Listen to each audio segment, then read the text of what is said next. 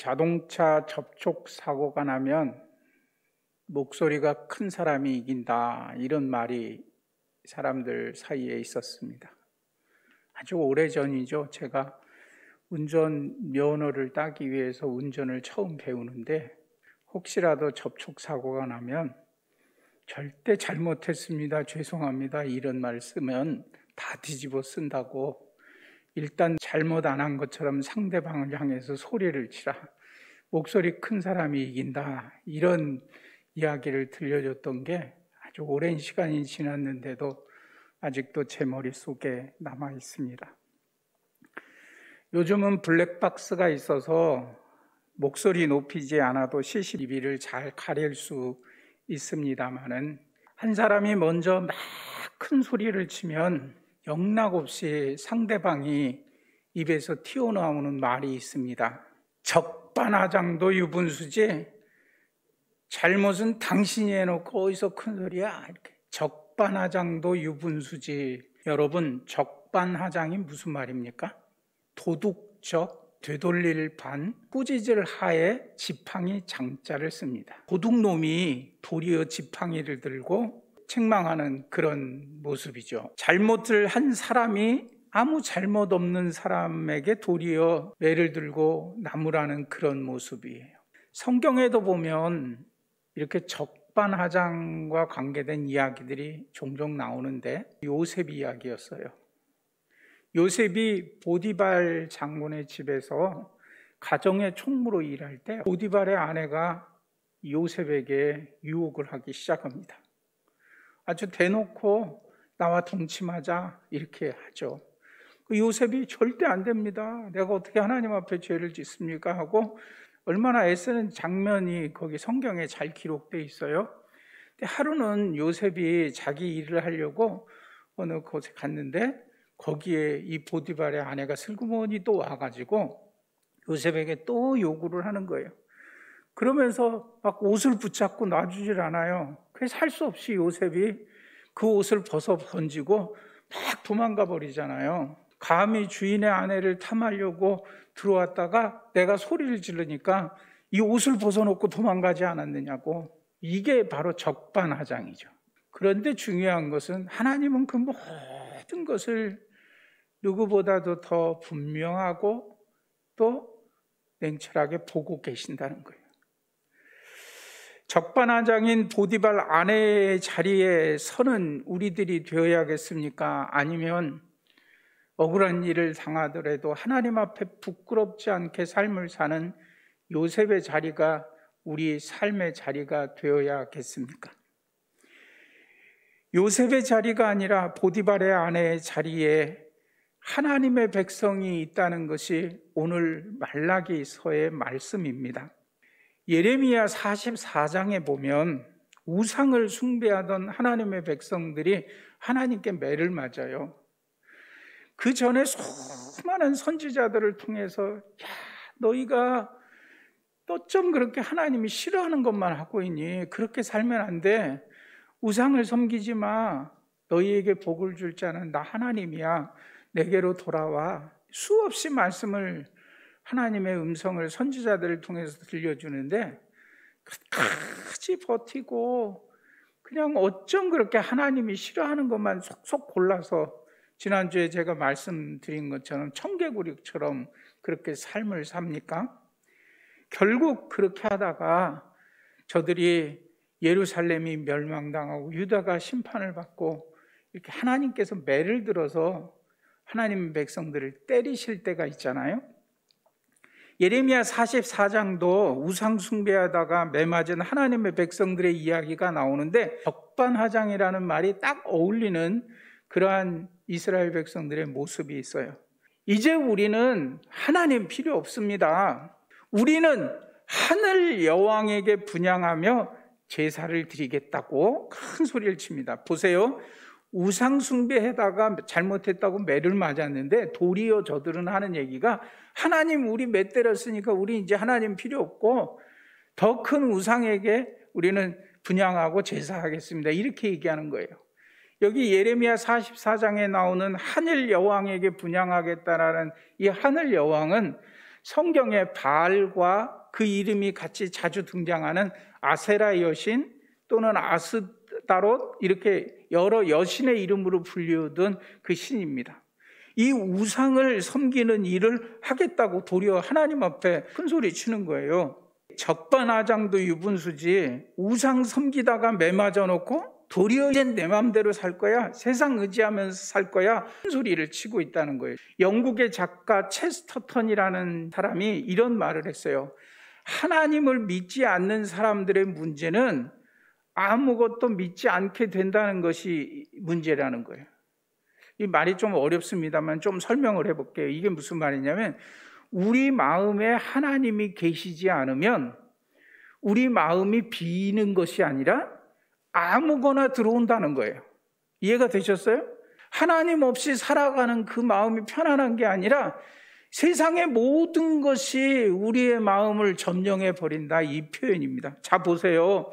하나님께 매를 맞았더니 이들이 외친 게 하나님 필요 없습니다 하더니 자신들의 마음을 바알과 아세라와 아스다롯과 같이 이런 하나님이 가장 싫어하는 우상들로 가득 채우더라는 거예요. 하나님 필요 없다라고 신앙생활을 버리고 떠난 사람들이 어떻게 삶을 사는가 한번 보십시오. 저들이 무엇을 따라갑니까? 세상의 물질, 세상의 명예, 또 잘못된 이단들, 이런 것 따라가는 삶. 하나님 없이 살면 내가 잘 살 것 같지만 전혀 그렇지가 않아요. 오늘 본문 말씀 말라기서가 들려주는 것이 바로 이런 내용이에요. 적반하장도 유분수지. 말라기 말씀의 시작은 1장 2절 말씀 한번 보십시오. 하나님께서 하나님의 백성들을 향해서 내가 너희를 사랑한다, 이렇게 얘기를 했어요. 그랬더니 저들이 하는 얘기가 주께서 어떻게 우리를 사랑하셨나이까, 이렇게 얘기하는 거예요. 내가 너를 사랑한다 그랬더니 에이, 나를 언제 사랑했습니까? 도대체 하나님이 나한테 해준 게 뭡니까? 막 이렇게 소리를 지르는 거예요.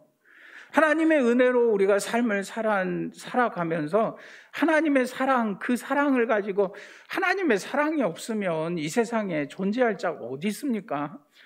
하나님의 사랑이 없이 긍휼 없는 심판을 받는다면 이 세상에 살아남을 자가 어디 있겠냐는 거예요. 하나님이 나를 불쌍히 여기지 않았더라면 우리가 어떻게 살아갈 수 있습니까? 그런데 이들은 도리어 야, 내가 너를 사랑하지 않았느냐 하고 하나님께서 이스라엘 백성들에게 얘기하니까 언제 사랑했다고 그러세요? 하고 적반하장처럼 얘기하는 거예요.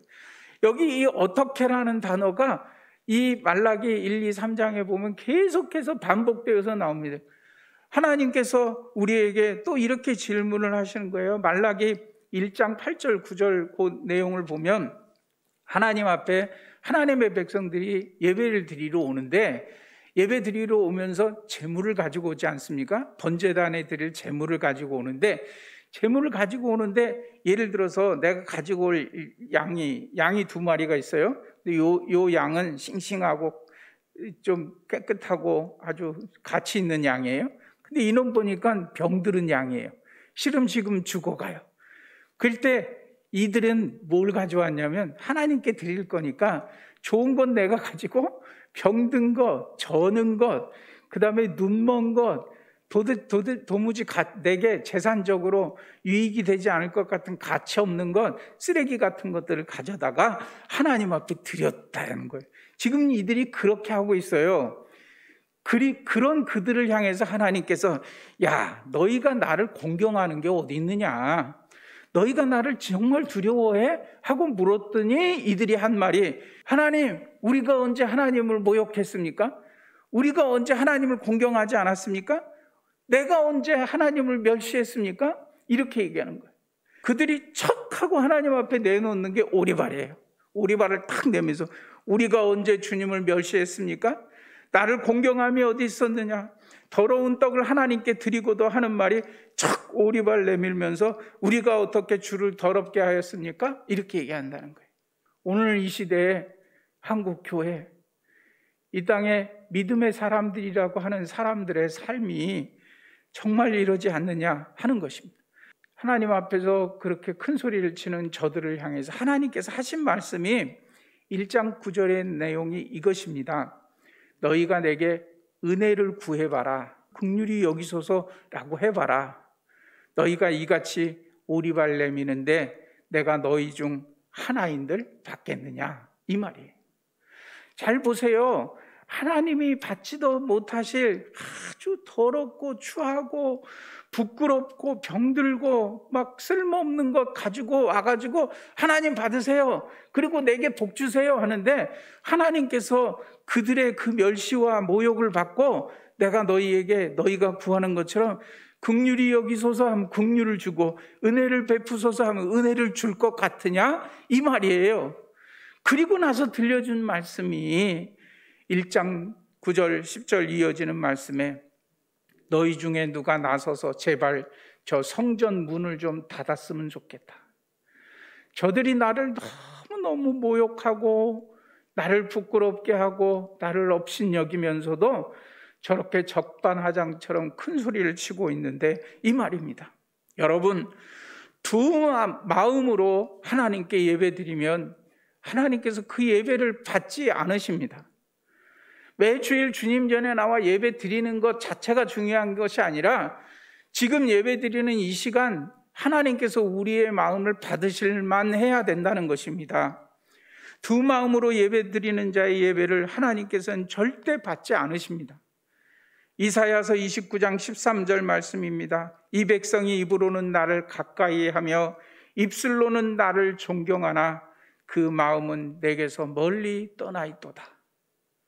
이 예언자들의 말씀이에요. 그들의 상태가 어쨌는지 보세요. 예레미야 3장 10절입니다. 진심으로 내게로 돌아오지 아니하고 거짓으로 할 뿐이니라 그랬어요. 에스겔 33장 31절 말씀입니다.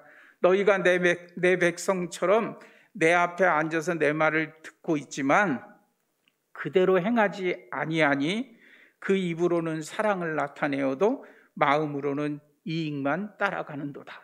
이 표현 보세요. 내 백성처럼 내 앞에 앉아서 내 말을 듣고 있지만 그대로 행하지 아니하니 입으로는 사랑을 나타내어도 그들의 삶은 사랑을 따르는 삶이 아니라 자신의 욕심과 탐욕에 사로잡힌 삶을 살아간다는 거예요. 그때 하나님께서 들려주신 말씀이 뭔 줄 아세요?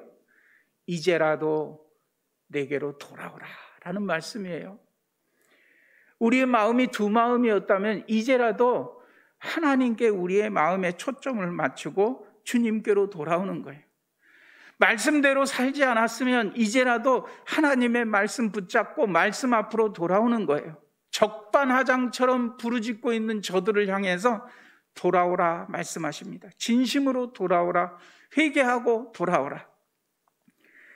그런데 이 말을 들은 하나님의 백성들은 그 응답이 뭡니까? 그게 오늘 본문 말씀 3장 7절 말씀이에요. 도대체 어떻게 돌아가라는 것입니까? 우리가 지금 뭘 잘못했다고 돌아오라 그러십니까? 더 할 게 뭐가 있습니까? 이렇게 얘기하는 거예요. 너희 조상 때부터 너희는 내 법을 떠나 지키지 않았다.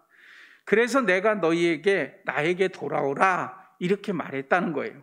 너희는 우리가 어떻게 하여야 돌아가리까? 이것은 돌아가는 방법을 몰라서 하나님께 돌아가는 방법을 알려달라고 질문한 것이 아니라 도대체 어디로 돌아가라는 겁니까? 여기서 어떻게 더 합니까? 이렇게 얘기하는 거예요. 도둑질 하지 말라 그랬더니 우리가 언제 하나님의 것을 도적질했습니까? 그게 8절 말씀이에요. 여호와께서 또 말씀합니다. 13절에 너희가 완악한 말로 나를 대적하고도 우리가 무슨 말로 주를 대적했습니까? 라고 큰 소리 친다는 거예요. 그런데 그 뒤에 이어지는 14절 15절 말씀 보세요. 저들은 지금 이렇게 말합니다.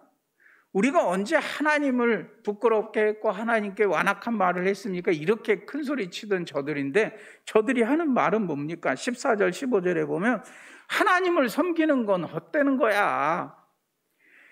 교만한 자가 도리어 복을 받잖아. 착하게 살면 얼마나 손해보는 줄 알아? 그냥 아등바등거리고 다른 사람 짓밟고 살아야지. 그러면서 하는 말이 봐봐, 악한 자들이 더 형통하잖아.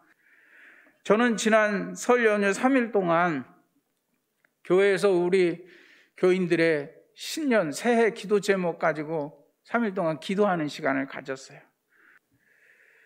너무너무 많은 기도 제목들, 하나님 이거 응답해 주세요. 하나님 우리를 좀 불쌍히 여겨주세요. 이 길을 좀 열어주세요. 우리 앞에 있는 이 문제 좀 다 해결해 주세요. 기도해야 될 일들이 얼마나 많이 있습니까? 근데 오늘 말씀에 보니 하나님께서 너희가 내게 은혜를 구해봐라, 너희가 내게 긍휼히 여기소서 하고 하나님 우리에게 좀 복을 주세요라고 구해봐라. 내가 그걸 들어줄 수가 없어, 이 말씀이잖아요. 왜? 입술로는 주여 주여 하면서도 우리들의 삶은 하나님 앞에 적반하장입니다. 하나님 우리가 언제 뭐 잘못했습니까? 하나님 이거 안 주시면 우리 이제는 우상을 섬기렵니까? 하나님 의지했더니 힘들어 죽겠어요. 이제는 내가 돈 쫓아다니면서 삶을 살겠습니다. 이렇게 살면서 하나님 이 기도 제목 들어주세요, 응답해 주세요, 이렇게 기도한다면 오늘 말씀이 딱 그거예요. 내가 하나님들 너희에게 응답하겠느냐? 수많은 기도 제목 중에 제가 보면서 같이 기도하면서 한참을 붙잡고 정말 이런 기도가 우리의 삶에서 응답되면 좋겠다 한 기도 제목이 하나 있어서 여러분들과 함께 나누려고 합니다. 지혜롭게 사는 올 한 해가 되게 해달라, 이렇게 기도 제목을 써놨어요. 그러면서 기도를 써놨는데 이렇게 썼습니다. 문제에 부딪혀도 지혜롭게 풀어나가고, 어려움이 와도 지혜롭게 해결하고, 두려움이 와도 지혜롭게 극복하며, 삶이 힘들어도 지혜롭게 헤쳐나가고, 화나는 일이 있어도 지혜롭게 참아내며, 울고 싶은 일이 생겨도 지혜롭게 웃어넘기며, 돈이 있거나 없거나 지혜롭게 살아가도록 하여 주시옵소서. 그런데 여러분, 기도 제목만 적는 것이 중요한 것이 아니라 지혜의 근본이 되시는 하나님께 진심으로 리턴해야 되는 것입니다. 하나님께 적반하장의 삶을 살지 않기를 원한다면 내게로 돌아오라, 내게로 돌아오라, 내게로 진심으로 돌아오라 라고 간절히 우리를 부르시는 하나님의 품으로 돌아오십시오.